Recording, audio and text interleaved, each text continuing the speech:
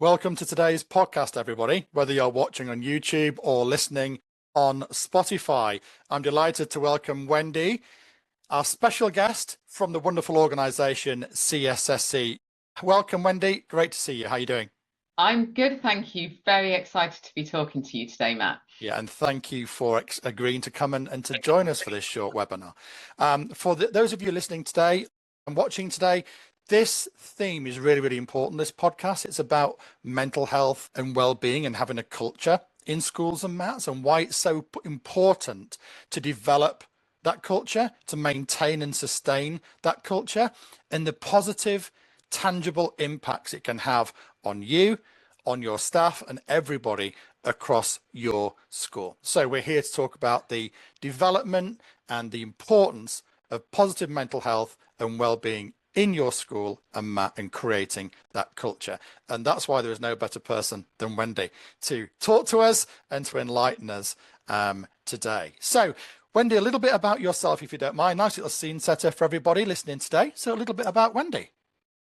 Well, I mean, again, thank you for having me and thank you for the introduction. I feel like I've got a lot to live up to now, Matt. So you set the bar very high. Yeah, thank you for having me here. And so I'm Wendy. I'm the Group Operations and HR Director at CSSC. Sure, we'll come on to a little bit to explain what CSSC is later on, but I've been at CSSC for probably about 7 or 8 years now. Okay. And before that, despite the fact that I obviously am not showing it, I was in the civil service for 20 years. For me, mental health is absolutely critical, good mental health. I mean, from my own personal story, and I talk about this a lot still within the public sector, within the civil service, within my own organisation, is I've had clinical depression since I was 18. And I've learned to live with my black dog. And, you have your ups, you have your downs. And, at different stages of our lives, we're all going to face complexity and struggles and so there's not much you can do about it in many ways. If my black dog turns up, it turns up. But what I have found is the more that I take care of my well-being and the more that I learn to recognize what my body needs, the better I'm able to maintain my mental health. And I think because I've got so much lived experience in this space, that's what I feel is really important in my role as HR director in CSS. Not only walk the walk, but also to make sure that what we offer out to our employees, will help them as well to manage their own well-being. So, I've worked in the Department for Education, so I haven't been a teacher per se, but lots of links into schools. So working for the Department for Education, I was working in the infrastructure area, so rebuilding schools, refurbishing schools for a few years. And what some of these schools were the most inspiring places that I've been into. And I became a school governor. I was that inspired by what I was seeing in the schools that I had to become a school governor. And it's only then that you really understand quite what teachers are up against. I mean, it's a very, very unique job. So I just feel like keeping a good mental health when you're educating children for the future in this very complex world that we're in right now, we need to take care of our teachers. And my husband currently works in a school himself. And again, he's working in the support functions in a school, but it's exactly the same. The teachers need the support functions. The support functions need to be looked after. So it's so important, I think, what you're talking about today, to be able to allow people to just manage it their way and to give them opportunities. Yeah, thank you very much indeed. I mean, that's a very interesting, but also factual. What can I say? Thank you for being so honest and open about your personal situations and circumstances. Thank you. That's caught me off guard a little bit, Wendy, actually. Well, I wasn't expecting that, so thank you. I think if we don't talk about it, that's the challenge, isn't it? I think one of the things about looking after, your mental health and, really understanding why well-being is important, it's always better, I think, when it actually comes with a story, because it's very easy to use sound bites and it's very easy for people to say, oh yes, take some time for yourself, look after your mental health. But it's really hard in reality. You can do it for 5-10 minutes, 20 minutes, online yoga class, whatever it may be. But I think you do need to hear the stories from the humans who actually say this works for me and it's okay. Yeah, thank you. Extremely interesting indeed, and thank you for sharing. Mental health and well-being is obviously important for everybody every age, every background, everybody, every business, and persons not in business at home, everybody. And I think, as you said, it's incredibly important. I think some people don't take it on board and think it's a thing that doesn't exist. And some people absolutely have experienced it and lived it, like yourself. Those that are cognizant of it, but struggle to bring it into practice, so to speak. So I think that kind of ties me in nicely to the next question, really, is putting the hat on of a senior school leader. Obviously, you've been a part of been a governor, and your husband is working in schools. But from an actual perspective of a school or mat leader, when it comes to mental health and well-being as a thing and as a culture, why is it so important in particular, do you think, for school and multi-academy trust leaders to understand it and to have a culture of mental health, a positive culture of mental health and well-being? Wendy, please. Well, I mean, as I mentioned earlier, for me, I was actually really reflecting on this morning, and I was thinking, I'm very fortunate in my job that I can adopt flexible working, and the civil service, adopts flexible working in many areas. Teachers need to be present for the children, and the hours are more rigid, and the pressures, coming out of the pandemic, I'm full of admiration for what teachers are endeavoring to do to grow the confidence in young people in, like I said, a very difficult world right Yeah. now. I don't think any of us can avoid kind of pointing that out. And so, that's going to take its toll, surely. It really is. And I firmly believe, we all have a mental health. We all have a physical health, and we all have a mental health. And if I was to say to you, Matt, oh, I've put my back out, you'd be like, oh, well, you can't get in the car, have a rest. And yet if somebody goes, I'm just not feeling it at the moment, I'm feeling something that you can't quite articulate, people, it's either not taken seriously or people just don't know how to deal with it. But I think the most important thing for me is, if you don't look after the teacher's well-being, and everybody actually who works in a school, as I said earlier, my husband's part of the support staff.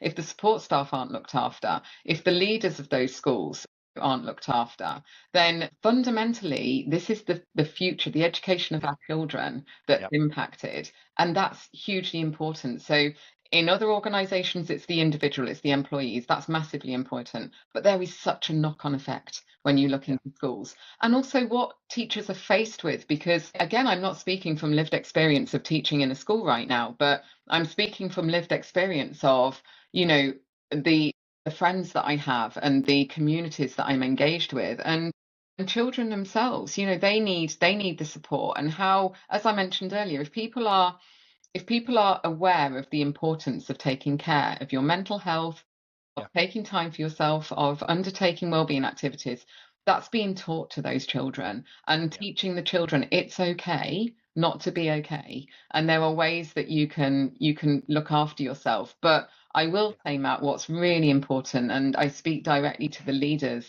in schools, is please walk the walk, because if you don't, how do you expect your teams to do that? And I do see an awful lot of very performative actions all over, in all different, not in schools specifically, but all over, whether it's in the civil service, whether it's in the private sector. If people think that the performative action of going, oh, you can have this thing, or do this, I mean, it's a step. But what really matters is that the leaders that people are looking up to, are also walking that walk.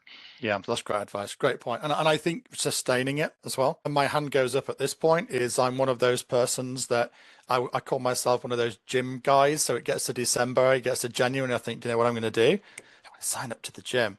And it lasts about 2 months. Yeah. But that's just a raw example off the top of my head. But I think one of the things that I hear about, learn about, but also things that don't happen and comes from school leaders, is the intent is there to look after themselves mentally and physically, and to create a culture, but sustaining it and keeping the right things happening and saying the right things and leading, as you say, by example from the front. I think that's also, really, really key, is keeping it going and getting to a rhythm and routine. And great advice, that be that cheerleader, be that person that is leading from the front. I mean, when you and I talk about the pressures and the stresses of all school and multi-academy trust leaders, we know how stressful the job is, handling very difficult, challenging behavior at times, You mentioned earlier the long hours, the marking, all of the work that goes on outside of the school and the classroom. There's parents' evenings. There's obviously questions around pay. Are leaders and classroom practitioners and everybody in schools paid enough?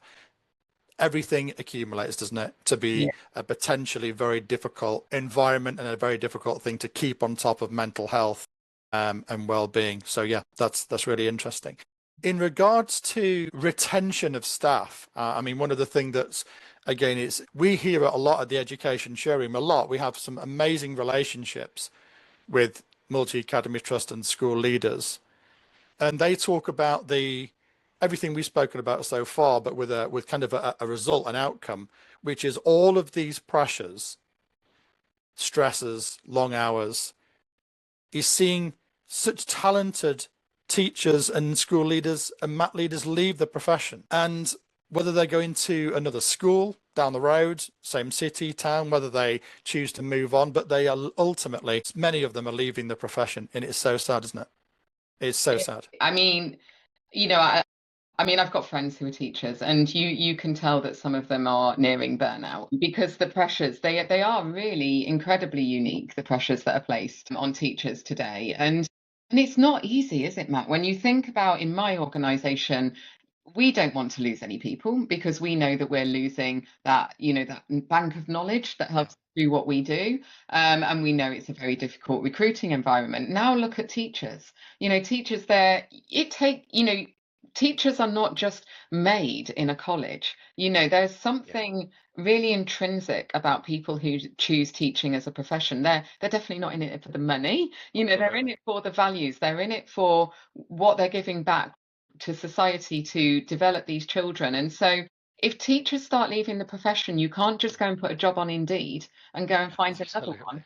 And and that's why, again, it's if the teachers are not joining teaching for the money, then they're joining for something else which is almost intangible. And so that's why it's important to look at well-being in the same way. Well-being is almost intangible. So the two are, to me, intrinsically linked, because, as I said, you can't just go out and recruit a teacher. A lost teacher can never be replaced. I don't know if you've got any stats, Matt. There's probably stats out there, but I'm pretty sure that once you've lost a teacher from the teaching profession, then I would imagine that they don't come back in the same way. Yeah, I've got a different type of stat, which is, again, you kindly shared a real example at the beginning of the podcast, and I'll contribute with one back. Not naming names, but there is a multi-academy trust leader, a very, very senior leader that we spoke to over the summer, 20-ish schools, give or take, and they lost 9 head teachers over the summer, in one summer. Obviously, they had put their notice in, so to speak, many months before, but when they actually left and parted their schools within that multi-academy trust, that's 9 head teachers, all the same role, all within the same multi-academy trust, for very, very similar reasons, which is the pressures, the expectations. They felt in some cases that they were just overwhelmed, a lack of resources. But ultimately, it came back to what you and I are talking about today, which is they felt for their own personal health, mental health, well-being, that it just wasn't the right thing that they wanted anymore. That, of course, is one example, but it's a factual, very, very hard hitting. It rams home the point that it's got to be addressed. Awareness has got to be higher. More has to be done to create this culture of positive mental health and well-being in schools and mats. It's got to be applied, developed, and we've got to stick with it. And we can't have it some days and not others. It's got to be in. It's got to be in for good. I'm sure you'll agree. Completely. And as you said, these things have got to be sustained, because just it's actually worse, I believe, sometimes when things are introduced and they're not sustained, because you've almost given people a glimpse into the future and then you've snatched it away from them. So yeah, I mean, I couldn't agree with you more. And wow, that's a lot of head teachers in one go, isn't it? Yeah, absolutely. And again, we'll just flip it a little bit now. So for the next 5 minutes or so, you and I are going to be head teachers, believe it or not, Wendy. This has been my dream, Matt. I'm ready. I mean, I have my favourite teachers at school. I'm just going to channel that. Okay, good. Right. You and I are head teachers, 5 minutes. If we were to create, as head teachers, a exciting, robust mental health and well-being strategy approach. And if we had the opportunity to develop this and implement it in our school, or Matt, what would that look like? What would that look like? Well, I think I would definitely, the first thing I would want to do I would want to find out more about my staff, my support staff, because I think again it's about, you walk the walk at the end, but actually what's developed needs to be developed with the individuals. It's very easy. I mean, I know you and I are pretending at the moment, Matt, but I mean, I can make some kind of great swathing assumptions of what I think teachers would need. If somebody said, Wendy, come in and design, a health and wellbeing strategy for the schools, I'd be like, oh, these teachers are going to need these things. So the very first place I would start is not just what do teachers need as a broad profession, but what does that school need? What do the people in that school need? How do those different groups interact? And start to build your health and wellbeing strategy from that. Because actually what works in one school may not work in another. I mean, again, I'm not speaking with huge amounts of lived experience, but the school where I was a school governor was a school for children with life-limiting illnesses. I mean, you can imagine the emotion that runs through that school.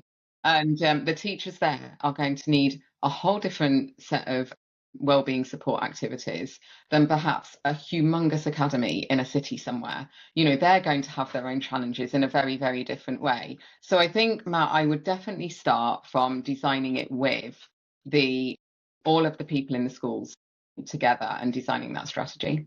That's really interesting. I think mine right back at you would be pretty similar. And I think I would do the same. And I would have members of staff giving us input, ideas. What do you think? What do you want? What have you tried that perhaps really worked in other settings? Or perhaps, what do you guys talk about in the staff room? What would you like to see? So ideas and input from within too. Yeah, What and then else? obviously we deliver it brilliantly, Matt, between us, because I think, and that's the thing, isn't it? If you create it with other people, it's actually really easy to roll out, and then it's really easy to sustain. And I come back to this, leaders must walk the walk, and that's leadership all the way down the hierarchical chain and through the support staff as well. But I don't think sometimes people realize that time of building with so many voices involved, if you dedicate the time there, the rest of it is actually quite easy because you've designed things that will work for those people. Yeah, that's really interesting. What other ideas have we got between us? What else would we do? I mean, in an ideal world, I mean, again, I haven't been a lived experience of a teacher, but, I would really try and make sure that I created those little pockets of time, I think, because well-being can be looked after in just pockets, 10, 15 minutes. So I think it's very much about, is the actual environment around them, is that conducive to well-being? Yeah. And again, I'm still making a broad assumption here that a lot of teaching is done face-to-face. And there are the school holidays, those kind of things. Are you offering the optimum amount of well-being to suit the environment that's around them? So, can you build in short breaks? Can you build in some well-being time that people can take? Can you offer something on site? Because the infrastructure that surrounds, and I think one of your previous podcasts was on this, the actual environment that's around in the school, that's really conducive to well-being and to good mental health. So, having some green space, having some walking space. So I definitely look at the environment around it. I mean, in an ideal world, you would love to be able to give the teachers much more flexibility. In other industries, there's a lot of flexible hours and various other kind of reward mechanisms. That's again the singularly unique challenge of teaching is you can't just go, oh, don't worry about maths at 11:30, they won't mind if you're not there. So yeah, I mean, I think I try and build in as much as I try and build in things that could fit into the schedules that teachers have, which are very, very structured. Yeah, and I totally, it's great advice. And I mean, like little wins. It doesn't have to be big, extravagant, game-changing, taking over the world projects and to be or thought like that. Little wins, little thank yous, little ways to show appreciation and thank yous. We know that in the education sphere, we've spoken about it earlier today, haven't you and I, the challenges in regards to salaries, monies in general. We know it's tight. We know it's tight, salaries and pay scales, but there are other ways to say thank yous, and there are other ways to reward and recognize and to give back and to show appreciation. And I think that, again, not to be underestimated, to be able to have those quick wins of thank you, and again, keeping it consistent, keeping it regular, and having mechanisms to do that.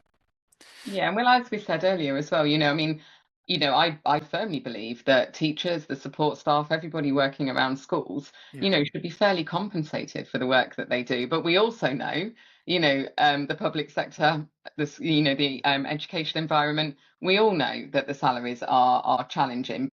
People haven't joined to be millionaires in teaching. They have joined because they deeply care about the profession. The people working in the schools also deeply care about, the education of the children and what they're doing. And, they don't want kind of glory and banners. They'd love some more salary if some was available, and that should always be fought for. I must say that must always be fought for. But you're absolutely right. Those moments where you go, I'm watching these children develop. I know that I've had an influence in that, but somebody else is also responding to that, because I can well imagine there's times when they just think, what difference am I making right now? Yeah. This is really hard. And a lot of that is because of things outside of their control, decisions that are being made elsewhere. But yeah, those little moments where you go, oh, somebody saw me. And I think that's really important to know Yeah, that I do too. Yeah, I absolutely agree. This is the first time I'm going to ask this question to anybody in a podcast. Oh no, now you put. Yeah, and this may catch you. Yeah, this may catch you a little bit off guard, but I want to go back to your previous experience of the roles, other hats that you've worn, because I think it's really interesting. So I guess the question is, what are other industries doing that maybe you're aware of, but you've been a part of? You mentioned 20 years in civil service. What are other industries doing to create a positive mental health and well-being approach, strategy, ideas, rolling it out? What does that look like? And I like this question because it never gets spoken about much in schools and maths. It's so kind of education full stop. But there is so much that can be learned from schools and maths into businesses, but also business into education. So what does that look like in your experience, please, Wendy? I mean, I'll give you a couple of examples. Goodness, okay. I could have done with some preparation. Um, I mean, I'll be honest with you. In my lived experience, there's been some elements, some pockets of some really good things. And like I said, the reason I'm so passionate about it is because there's also been pockets of some very performative actions. And I'm not a fan of tokenistic activities. So I'm going to focus really. I mean, one thing in our current organisation that we have is we've introduced paid wellbeing time. So our staff get 90 minutes of wellbeing time, and they can spend it how they want. If that's reading a book, if that's going to a gym, if it's going for a walk, whatever it might be, but to actually kind of go take your wellbeing time and utilize it. I think other really good things. I think it's been, maybe this is why I'm coming back to the environment, Matt, is I think creating the space to do something different. So, all the environments, as you can well imagine, that I've been in have been very office based, and certainly pre-pandemic, far more in the office. And so flexible working, I would like to say that that's been a real change to improve well-being.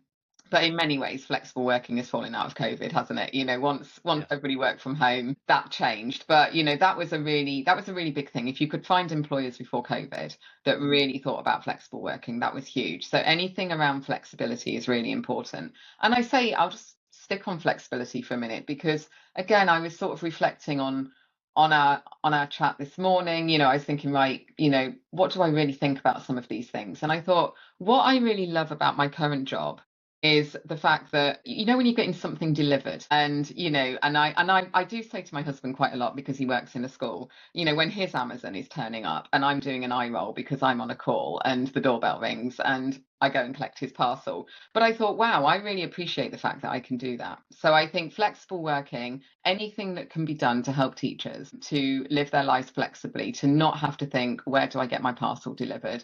Oh, I need somebody to come and fix my window. That is really important. I think allowing that time and space and creating the opportunities to do something for well-being is really important. And I think just creating a sense of community. I do feel, again, since COVID, that we don't want to kind of get tribalistic, but I do feel like that organizations perhaps aren't focusing as much as they did before on creating that kind of more, tribal is the wrong word, but that community orientated feeling. So I would say, you know, what I'm seeing is, as we discussed earlier, in my experience, it's the thank yous. It's the thank yous that don't feel very corporate, you know. Yes. And so, you know, the unique ways of saying thank you, the ways of giving them pockets of time to do something that suits them.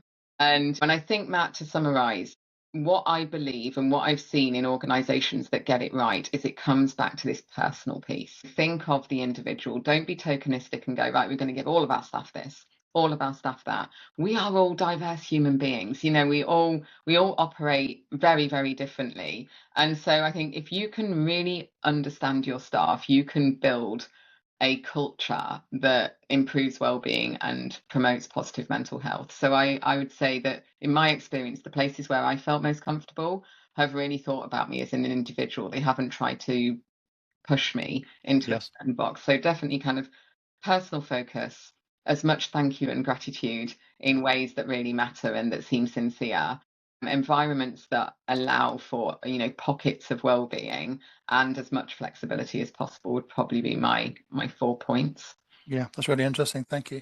And I think in just a couple of minutes, I think I'll just share some of my personal experiences that I've just been kind of reminiscing of. I think over my career, I've worked in a variety of different countries, different cities, everything from fancy office blocks to the reverse, quite literally the reverse of that, you know, office blocks that you go in and go, really? They run businesses from here? All the way through to remote working. I think a couple of examples, again, not naming names. I think I've seen environments, I'll use that word that you used earlier, environments that you walk in, and whether you've been there 3 days, 3 months, 3 hours, 3 minutes, and a new starter or a director of the company, and you think to yourself, what time is it? It's 9:05. I can't wait till 5 o'clock. Where I'm leading with that is right from the top of that organization, and to be fair, there was more than one organizations, there was never talk of positive mental health and well-being. It didn't, if they thought about it as the organization owners, it never came out. It never felt, you know, it just didn't exist.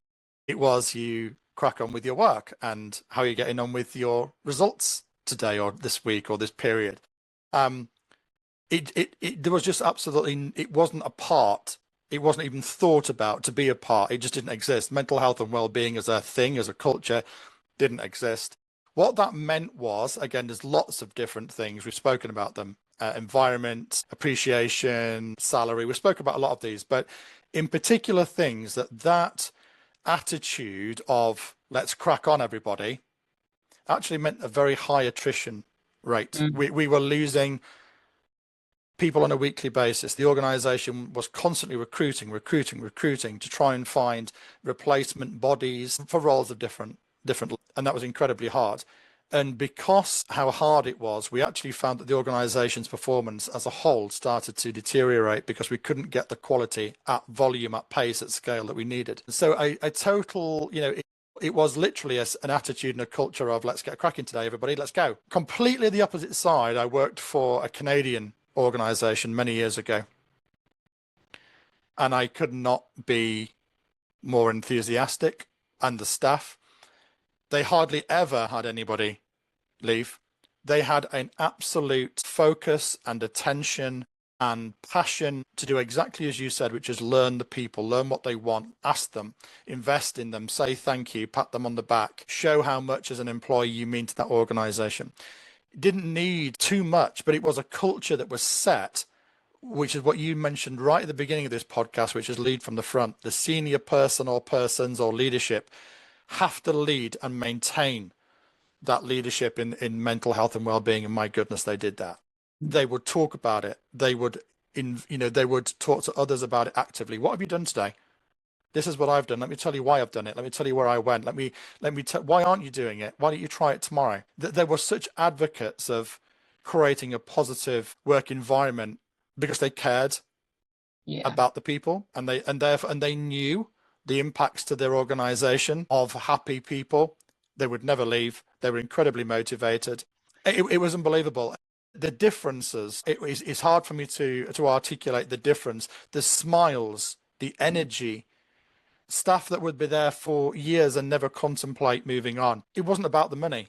It was about appreciation and education about mental health and well-being, and the culture that this Canadian company created was unbelievable, and I will always be grateful for that and the learnings that I took from that. So yeah, I've seen a lot of different experiences, ones that stand out for not the right reasons and ones that did. But the importance, going back to today's title, it's not about a thing, it's about making it a culture, Yeah. making it a sustainable thing that people live and breathe and understand and appreciate and stick to and advocate and Mm. encourage others to do.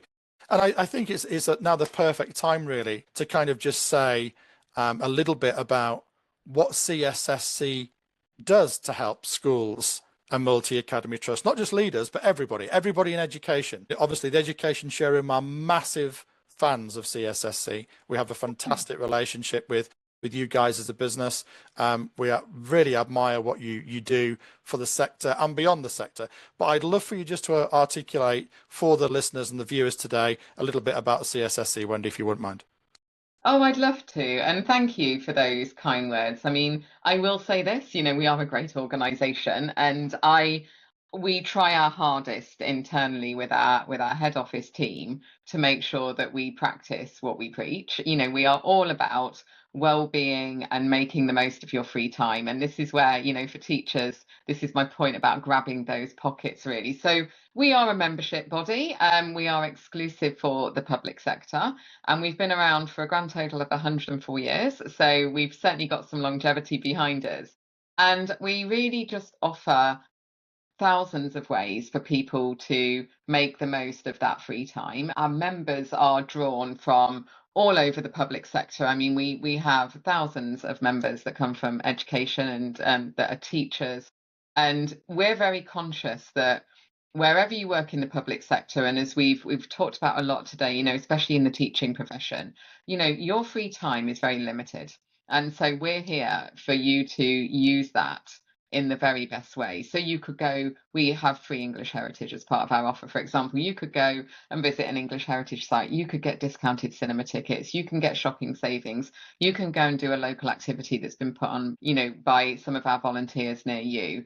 We've got so many different things that you can do with your leisure time, ways of helping you, keep fit and active. And like I said, those little pockets, if you get 20 minutes, there'll be something in CSC that you'll be able to just dip into and do for 20 minutes. Or if you've got the whole day, you want to maximize those weekends in the way that suits you.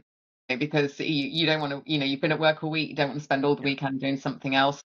If you want to stay at home, if you want to be with family, we've got pretty much everything. And that's really where we're going with our membership looking forward, Matt, is, I'm really passionate that what we give to our members is something that's affordable. And affordability is subjective, obviously, but so in other words, it's affordable for, public sector workers who are on not on necessarily low incomes, but limited disposable income, because they've been driven into these values driven roles that they love. So we want it to be affordable, we want it to be accessible, so something going on near you, something you can access easily, whether that's online or, like I said, down the road.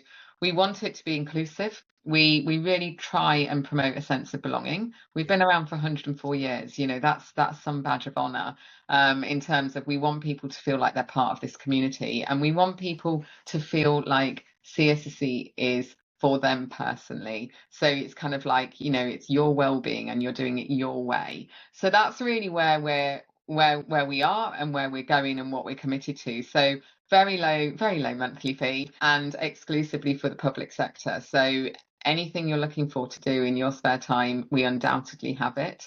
And like I said, I would love more and more teachers to come and join that community, because I'm so proud of the communities that we've got in there. And it's only, again, through growing these communities that we can keep on asking, what do you need from us? Yeah. And same for employers, and for kind of leaders in schools, what can CSSC do for you, for people while they're at work? We talked about the fact that teachers, are, they teach, they're in front of the children. They don't have the flexibility that other professions offer. And so, CSSC, we're really committed to supporting employers to go, what do you want to do in the workplace? What do your people need? Let us find a solution for you to grab those little pockets again of well-being, to help people manage, and maintain good mental health. So that's us in a nutshell, Matt. I'm pretty sure the marketing team probably said you went off on a segue there, but Oh, you I know, thought it was I'm great. really passionate about this organisation. I've actually been a member myself for, gosh, nearly 30 years now. That's amazing. So yeah, it's a great organisation, and again, very values driven. So Fantastic. School or mat leaders and every teacher, everyone in education, if you're watching this podcast, if you're listening to this podcast and you have any questions, you want to bounce any ideas, thoughts, if you'd like any advice, Wendy's here. We'd welcome any calls, emails, messages after today, and we'll pass them through to Wendy. Yeah, thank you so much for joining us, Wendy. We're incredibly grateful. I think it's been a brilliant podcast. I think the content's been really useful. And for everybody listening to this, we hope you've enjoyed it. We'd love to hear your thoughts, your feedbacks, and your recommendations as to what you'd like us to do next for you for future podcasts. Wendy, thank you so much and have a great weekend. and you too. Thanks so much, Matt. Thank you.